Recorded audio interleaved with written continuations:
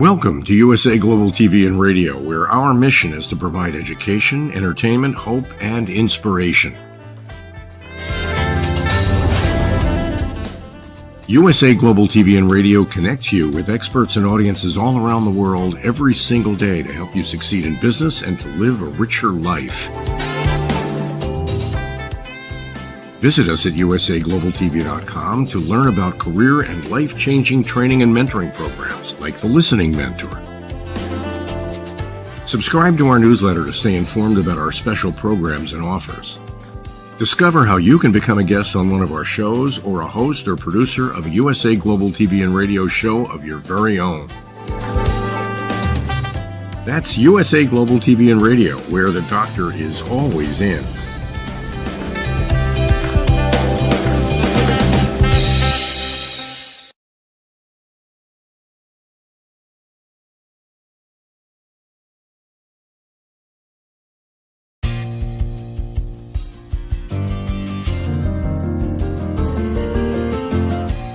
Welcome to I'm Spiritual But, a one-of-a-kind talk show creating a new global conversation about inclusive spirituality. Whether you're religious or not religious, this show seeks to inspire you to discover your own unique spiritual experience. And now, here is your host, award-winning author and actress, Anne Scottlin.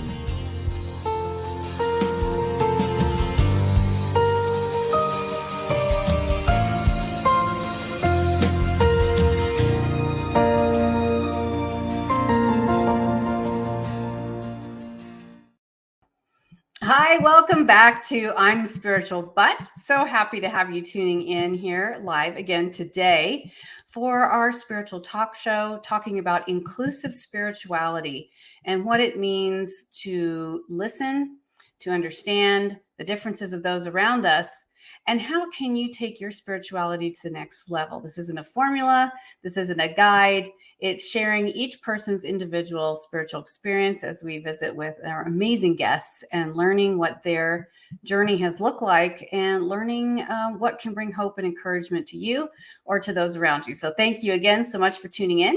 And please, it's a live show, so please send us your comments and questions. We'd love to respond to as many of those as we can during the show. So a quick announcement as well. So next week in this time slot, come check out a brand new show that I'm also hosting, and it is called Global Socialpreneurs. So this is a interview talk show just like we've been doing here, and it's about helping people create for-profit sustainable social enterprises. How can you create a social program, make an impact, but create it in a for-profit way that makes it more sustainable over time? Doesn't mean you do it to get rich. It means you do it so that money can go back in to the program that you're passionate about and or even contribute income to the founders. So it's a really exciting topic. It's very cutting edge. It's a big on the global stage and a great, exciting conversation. We're going to have amazing guests and social entrepreneurs who have been doing this for a long time and are sharing their secrets and expertise and stories in their field. So join us next week for Global Socialpreneurs. But first, I want to introduce today's very special guest here on I'm Spiritual But. And he is not really a stranger at all. You're going to know a second you see him. It's Dr. Roger Leslie again. And I'm just going to introduce him again in case you didn't meet him earlier in the show. He's an author, teacher, librarian, professor. He's a book reviewer, writing coach, editor, publisher, public speaker, talk show host. And this is really, all of these items have fulfilled his passion to inspire people to live the life they dream and empower them to know and trust their own soul. And he was my co-host when we started this show. So I'm super excited to welcome you back, Roger Leslie. Hi, Anne. Great to see you again. Good to see you. Let's see if I can get my talking going straight here this morning. How are you? I'm doing fabulously. How are you? I am good as well. I am so good. So, we have had so many amazing guests since you were here last on the show. I'm Spiritual But. But you're a good old friend, or my co-host. So anything new and exciting in your own life that you'd like to share before we really get started, or what's going on? So I wanted to just mention a little bit about this fabulous journey. You approached me about doing this show in the fall, and everything came together so naturally and so fluidly. I knew that was a sign from Spirit that it was something to do. So we did it, we embarked on it, and I loved it. What I thought I was applying for mostly was just co-hosting. I learned early on that there's so much backstage work to be done. And when that showed up, something inside me intuitively told me this might not be the best fit for me. And that's when you and I discussed it, and I decided to bow out of the show after the first 2 months. So I just want to encourage your listeners and the viewers to listen to that still small voice. The more you stay in tune with it, the easier it is to respond correctly to it. You know, people would say, well, were you disappointed that you didn't stay with the show? Did things fall apart or anything? I said, no. It became clear from the beginning that I was meant to start it. It became clear early on that I was meant to bow out. And everything with you and the producer and everyone connected to it were so gracious and so kind. It was a very fluid moving in and a very fluid moving out.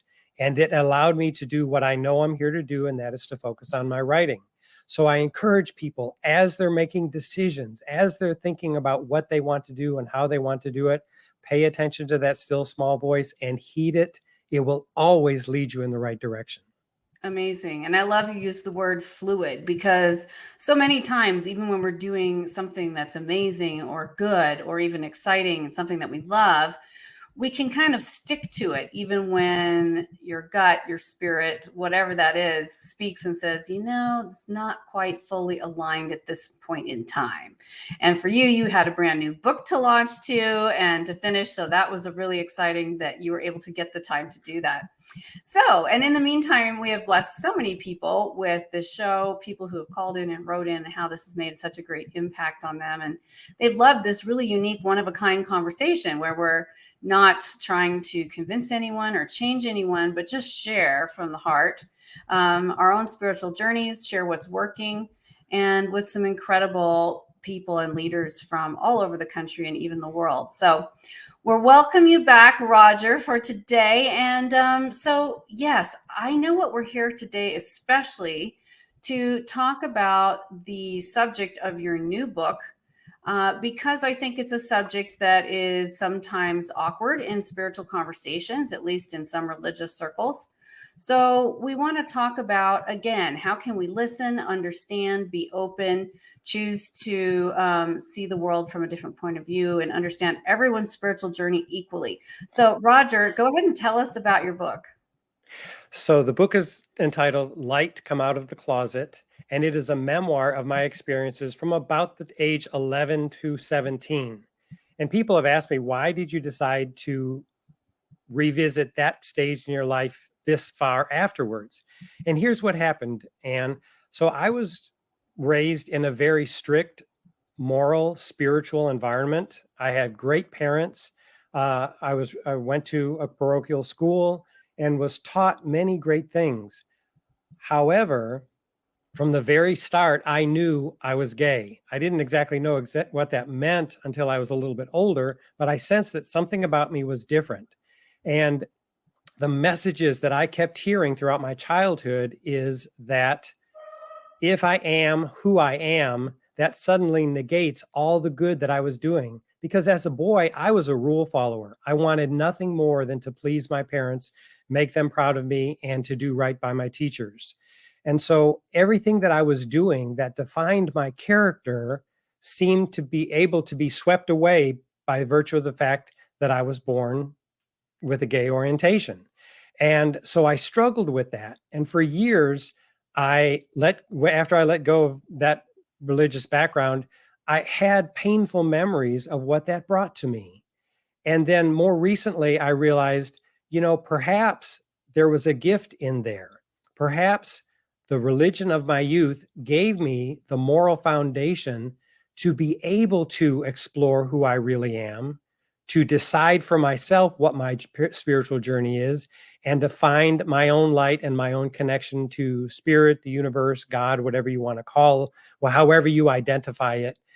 And so I wrote this book in the spirit of thinking, I want to find out the gifts that this stage brought me, because for most of my life, I've remembered it as a very painful, dark period.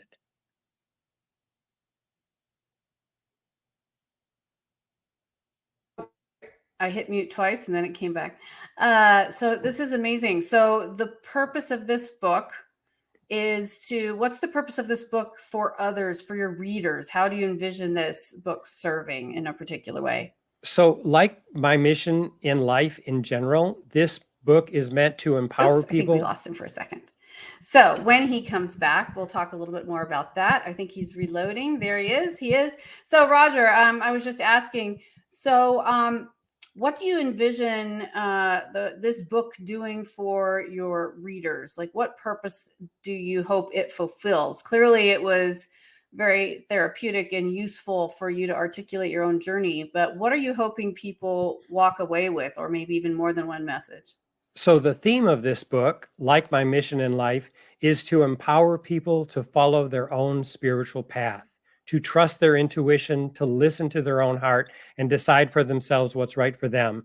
It's not about being gay or not being gay. It's about the spiritual journey and how we are faced with what feel like challenges at first, but those challenges are actually the gifts that empower us to move in the direction that spirit is leading us so we can fulfill our mission in life. And that mission is always good and always involves love. I love that. I love that. So tell us a little bit more about the contents of the book. So I trace my own experience of the messages that I was hearing from adults in my life during that time period. And everything I kept hearing kept telling me, oh, this is wrong. I'm doomed to hell. This is not going to work. I will never be loved. And that was the biggest part that led to the depression and some of the suicidal thoughts I had as a teenager. It's just like, if this is true of me, then I will never be loved. I will never be able to love or find love.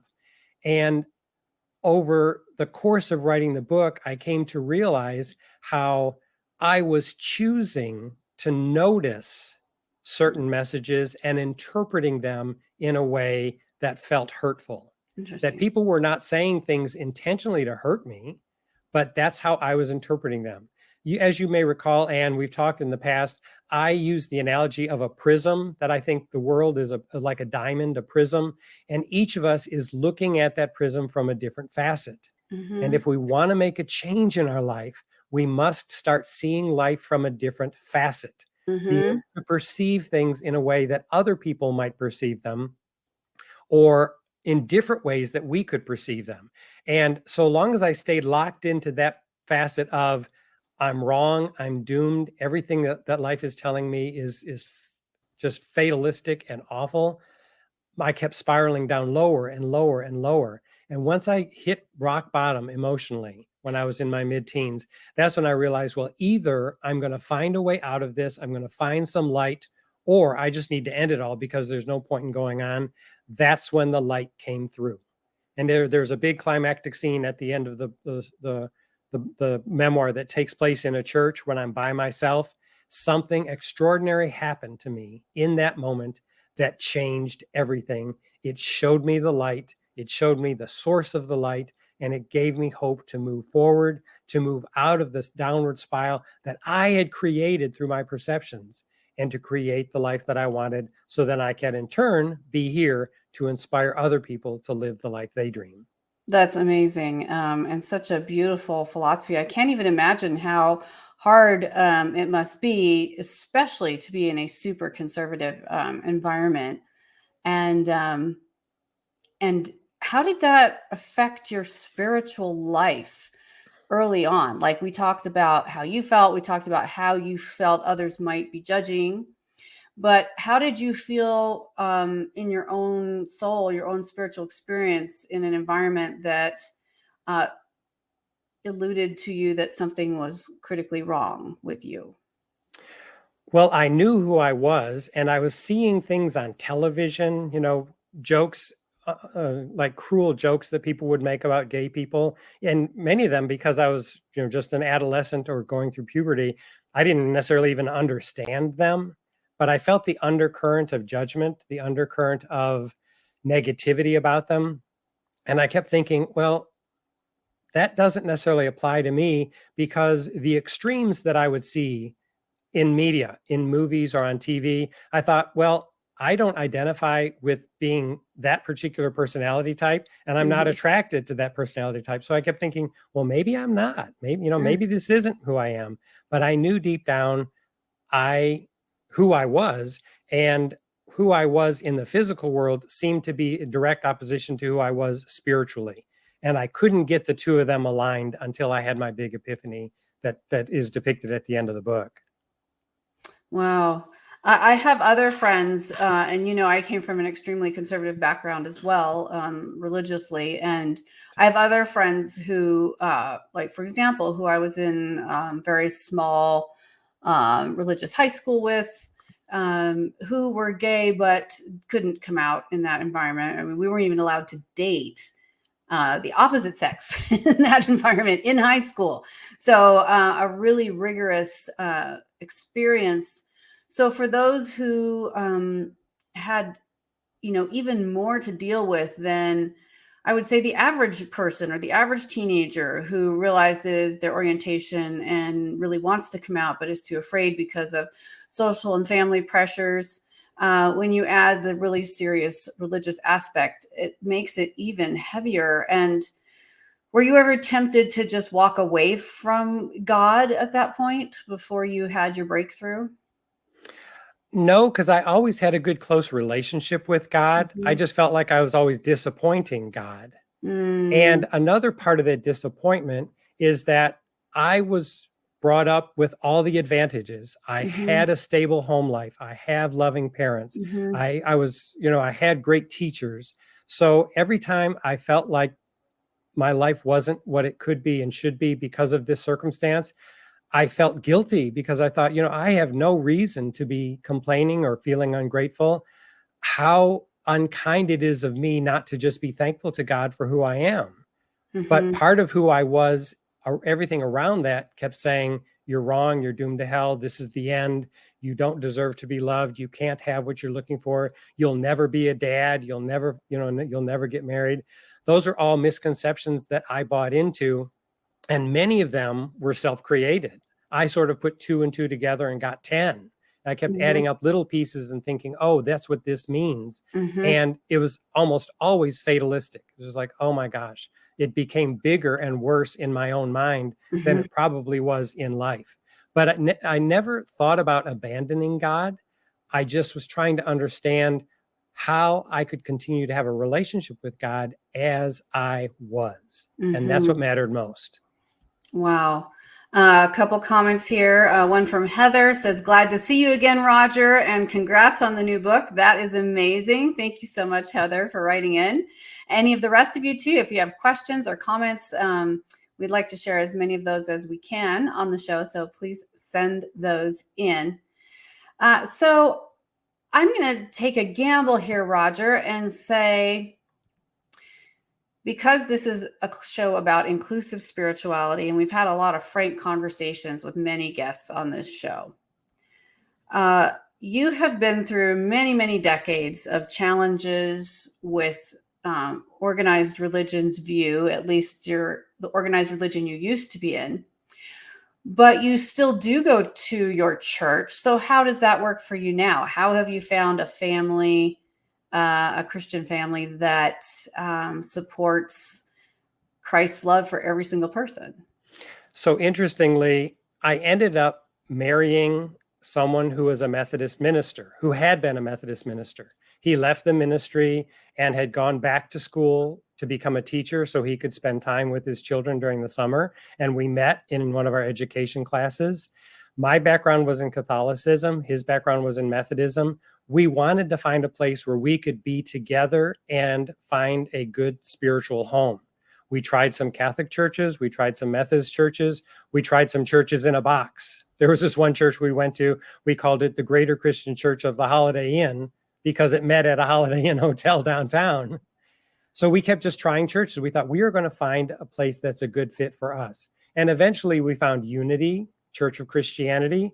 And Jerry ended up actually becoming a minister at Unity of one of the local Unity churches, and was the senior minister there for 15 years. Wow. So I'm not promoting any particular religion or any particular denomination, but that was a good fit for us. We found something that worked for us. We felt included, and it wasn't an exclusively gay church, because that's not what we were looking for. We were looking for just an open, accepting, eclectic spiritual path that allowed us to continue our own journey and figure out where God was leading us individually and as a couple. And that was a good fit for us. Wow. So as you know, I'm a Bible scholar myself. I've read many in sort of my own, what I might call deconstruction, so I could reconstruct my spiritual experience. Many books by academics and theologians about questions. His name is just eluding me, but there was a really good book that came out quite a few years ago. It was called Slaves, Women, and Homosexuals. And it evaluated the biblical treatment, in particular Old Testament treatment, of women, of slaves, and of people who were perceived to be gay. And it was an incredibly good book. It's very heavy reading, but because it took 3 views on each case. So there was a liberal view, a middle view, and a conservative view. And it was a really educational way to, regardless of how a person is approaching this topic from their religious experience, there was sort of an outcome in each of those discussions they could pick from, if you will. It was very thoroughly done in a very academic way. So everybody's going to have a different opinion. If you believe that scripture is absolutely literal, divinely word by word, then there's a lot of things I would challenge people that they're not doing. So if they want to go back and read it, I mean, I was a Christian who used to keep Saturday as my worship day. So I know how specific the Bible is and what it says you must do. So, we can't pick and choose. What I see as Christ's message, Jesus' message to the world, Christian, non-Christian, Jewish. He was Jewish, by the way. When Christ's message to the world was one of love and inclusivity, and a message to me that really resonates with so much of what the past legislated in thousands of years ago in a very different social environment, where procreation was critical, where safety was critical, where there were so many different impactful elements of an ancient civilization, ancient traditions, ancient religions. The Jews, obviously, and other religions had animal sacrifices. But that wasn't unique to Jewish religion at all. That was very common in many religions in that day, in Mesopotamia, Persia, Babylonian, depending on when you were looking. So having this mindset, I feel like, Jesus kept saying, if something makes sense and you're not hurting anyone else, then why not do it? When his disciples were hungry and they're walking through a field of grain and they're really, really hungry, like tummy's growling because it's the Saturday, which used to be the holy day, right before Christians made it Sunday. And the disciples were hungry. And when some of the holy men, the priests, saw them eating, corn or whatever it was, and feeding themselves, they were just like, that is not okay. You're breaking the Sabbath. This is terrible. And Christ says, he says, the Sabbath was made for man, not man for the Sabbath day. In other words, he said, leave my guys alone. The Sabbath, in that context of that culture at that time, was a blessing, a gift of rest, to spend time with family, to ponder God, for humans to benefit from. It wasn't that the Sabbath had been made first in this discussion, and then humans had to conform to something that already existed. It was actually a gift to humans. Humans weren't being sacrificed to the Sabbath. So that's just one of those illustrations from the Bible, from the New Testament. And there's so many more where if someone is open to looking at the spirit of the law instead of the letter of the law, you can find a gospel so much more filled with hope, so much more filled with love, with encouragement. And, my journey was very different from yours, Roger, but I wrestled with all of these things. I mean, agonized over these things. I mean, I got divorced. It was horrible. I didn't want it. It was the first time in either side of my family history anyone had been divorced. There was a lot of criticism from my religious spaces. But like you, I realized that sometimes I was amplifying the negative voices and not listening to the compassionate voices.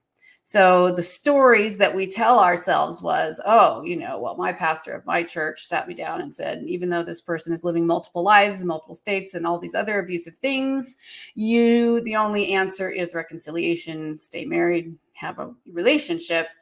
And I found that so incomprehensible at the time. When I had laid it all out, like no one can argue with what I have here for my own safety, if nothing else, then still that was the answer. And my mind thought, what? I have kept every rule since I was a little kid. How is it? This is so not logical. I mean, no one would treat their pet dog this way. This is not how love and compassion shows itself. This is not how the Jesus I grew up understanding is. And then when I ended up visiting with a different spiritual leader that was on the fringes of the same organization, but a pastor in a more liberal church, I just remember sobbing and sobbing and sobbing in front of him at his desk because of the compassion that came through for human beings, for understanding. And, I used to be critical of divorced people because that's how I thought I should behave when I grew up in such a really conservative environment. All of a sudden, I'm one.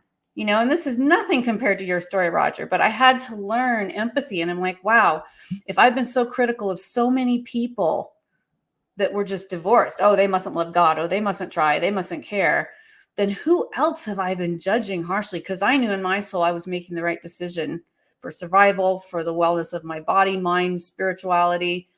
So I'm like, who else have I been critical of that I need to reconsider? And it really started opening. Who can I show love to, not to fix them, to love them? So I share this, and Roger's the guest today, but I just felt like I wanted to open up my own heart, because it always makes me very emotional too, about how it feels when you're discriminated against, and in my way, a very small way, really, compared to so many other issues. And how important that love was.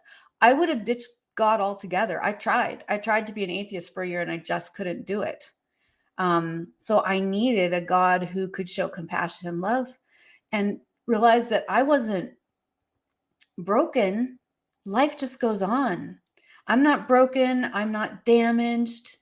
I dated a guy briefly around that time, very briefly after my divorce, that was all about dating, thought that was great. And then whenever we talked about something serious, like, oh, maybe getting more serious or engaged or anything like that, he's like, oh, no, I can't marry you. You're divorced. And he was very sincere about that. And so, take all the benefits, but then like, oh, but you're dirty goods. I can't be associated with that. So coming through those experiences really changed and shaped me, who I am, and made me a more compassionate person. So I'm sure you have so much more to say. That I'm done, but thank you for letting me share.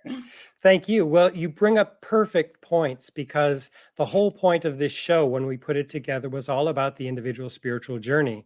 What you just shared is an example of everything that we are doing in relation to other people is only a reflection of what's going on inside of us. Yeah. If we're judging other people, it's because we're judging ourselves. If we are loving and compassionate to other people, it's because we are learning how to be loving and compassionate with ourselves. So, when I see people who are doing things that are cruel or unkind to other people, I don't feel threatened by them, because my perception is, and this is just a perception from the facet of the prison that I'm seeing the world, but my perception is that person is that miserable inside him or herself as well. Mm-hmm. And so they're lashing out, they're being cruel to other people, But when they go home and they're by themselves, they are just as miserable as they are in that public forum where they're being cruel to other people. And then you see other people who are loving and kind and generous and are all doing altruistic things all the time.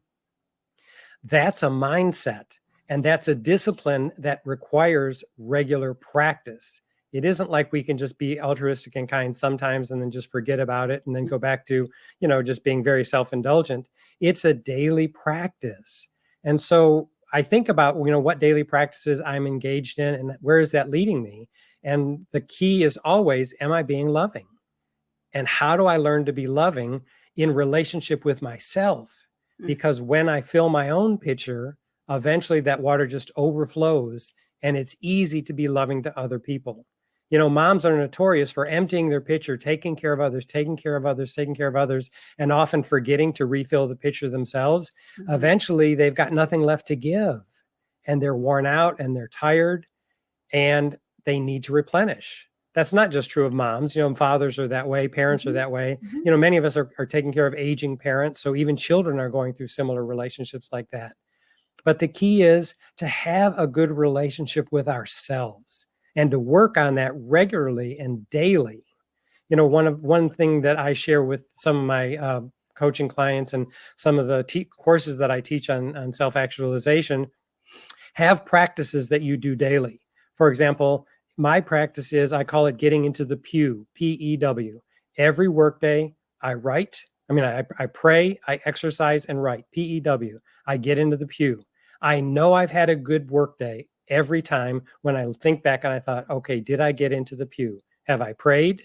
Have I exercised? And have I written? Because prayer takes care of my soul and my heart, exercise takes care of my body, and the writing leaves my legacy to the world. So think about what practices you engage in as you go through your daily life. What are you doing regularly to take care of yourself, to build a good relationship with whatever you believe spiritually? And where is that leading you? Because it will ultimately always end up leading to taking care of other people as well, which is why I think we're here together. I love that. That's so true, and such good advice, and such a worthwhile thing to think about each day. How do we live each day, and are we filling the elements that are really critical to our well-being, both to ourselves, taking care of ourselves so we can take care of others. And I have just will say briefly too, when you talk so briefly about people who are critical or people who are judgmental, people who are unkind to others who maybe aren't the same as themselves, which, by the way, nobody is the same as anybody else. So what? Anyway, I think they do suffer. I agree with you. They suffer a lot because if a philosophy or theology of thinking that you have chosen to adopt conflicts with your gut instincts as a loving human being, you will suffer greatly. If you know that you should be compassionate and loving, but you decide not to because you live by a set of rules that doesn't permit that acceptance, non-judgmentalism, then you do suffer because you are living as a victim of your own conscience as opposed to some written rules from long ago, which is why my relationship with God is so very personal for me. And you can give yourself the litmus test. You're like, well, I'm accepting, I'm not judgmental. Well, when the question is, when it comes down to the critical and uncomfortable questions, what is your most compelling energy? Is it to be right and justified? Because that's a painful energy. Or is it to be loving and compassionate? Because that's an energy that will fill you and warm your soul and warm the spirit of the people around you. So that's the litmus test. If it's critical, judgment, I'm right, you're causing yourself a lot of pain. If it's open, compassion and love always come first, the rest is secondary, then you're expanding yourself. You're expanding your own spiritual experience. You're expanding for more connection with spirit, whatever that is for you, to really click in and live a more abundant spiritual life. So I really appreciate you sharing that about, the people who cause hurt are just as important as the people who get hurt. And sometimes Yes. we don't think about that, but I know you do because you're Roger and you're my friend, and we have a lot of things like that in common. So we only have a couple minutes left, sadly.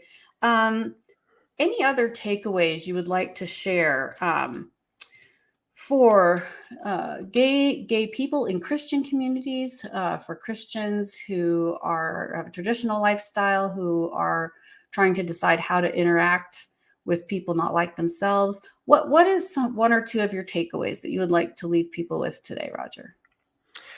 So I'm really of the mind that if we are living a loving life and we are doing our best, the best we can, we gravitate toward people who are doing the same thing, who are on the same spiritual journey or at a similar space in that spiritual journey. And we can support each other and love each other through that. So it all comes down to having a relationship with ourselves and then acting out of love in relation to other people. To be contentious is to try to draw from other people some kind of acceptance or acknowledgement that is misspent, because we don't need other people's acknowledgement and support until we have it in ourselves. Once we make peace with that in ourselves, whether you're a straight person, a gay person, somewhere in between, whether you're figuring out who you are, whether you're an ultra religious person, whether you are completely, devoid of any religious upbringing or religious background, but you feel some kind of spiritual tug, I think it's all the same journey. I think we're just all interpreting it and identifying it with different symbols. So pay attention to the symbols that show up in your life and follow your own guidance and trust that what your soul is telling you is the right thing for you. And kind of to piggyback on the last comments you made, it's important to distinguish, I think it's important to distinguish between judgment and discernment. Discernment is just being selective about what we think and how we process it. Judgment is finding fault with something and rejecting something based upon very little knowledge. So to say, we could all be open and accepting to everything leaves us very vulnerable, which is not necessarily the best place for us to be either. But rather than judge, if we can discern and decide, okay, this is not a good journey for me, but my journey doesn't have to match anybody else's in the world. If this is their journey and this is how they're learning their lessons in life, then so be it. Let me love them through it. Let me support them through it, which is what most of us parents do with our kids. They make decisions and we think, well, I have had some life experiences that would lead me to think that wasn't a good decision to make. But we all have to learn our own way at our own pace. So to be discerning is to determine for ourselves what's best for us, not to exclude or judge other people for doing it differently, but to honor them and say, that's your journey. That's that's your particular route toward enlightenment. It may not be mine, but I'm too busy working on myself to judge you for how you're doing your journey. And that's the biggest one of all. We are working on ourselves at all times. That's what this life, I believe, is all about. So beautifully said. Thank you so much, Roger. So lovely to have you here today. And I hope our listeners appreciate that. We've really put our heart and soul into this conversation. And I hope that people will go away with the willingness to think, to broaden your perspective, to live life more generously, not financially per se, but with your attitudes, with your behavior, with your willingness to love and comfort and support others, and checking out the mote in your own eye, if you know that phrase, before you look at the beam. And saying your brother has a mote in your eye, that's what it is, and a beam in your own. So we hope this has really been useful. We hope you take away lots of ideas for improving your own spiritual walk, whatever that looks like. And always reach out. Always know you're never alone. Always know that there are others out there who share your background, who share your situation, your philosophy, your orientation, whatever that is. There are others out there and they want to help you, because those of us who are dedicated to a spiritual system that's built on love, we are there for you. We are there to encourage you, support you, and we welcome you in. So reach out. Ask is my word for 2023. As I said before earlier, a few weeks ago, ask. And you can always reach out to me. You can always reach out to Roger if you have any questions or are looking for any direction, we'd be more than happy to help. So thank you again for being here today on I'm Spiritual But. An amazing, amazing episode today. And please join me next week because I'm going to be back and we are going to have, I'm also starting this brand new show called Global Socialpreneurs. And this is about taking our love and compassion actively on the ground. How can we create sustainable impacts, social impact, environmental impacts in our world? How can we find ways to create for-profit social initiatives that are more sustainable over time and that even allow those who found them to get paid if it's run like a business? That's what's exciting, running a social enterprise, running a social initiative as a business. And again, a hot topic right now. So I'm going to jump on that bandwagon. Join me here next week.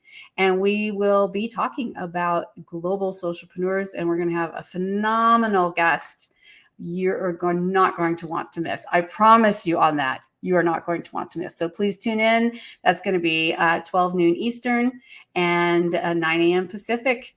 Be well and love your neighbor.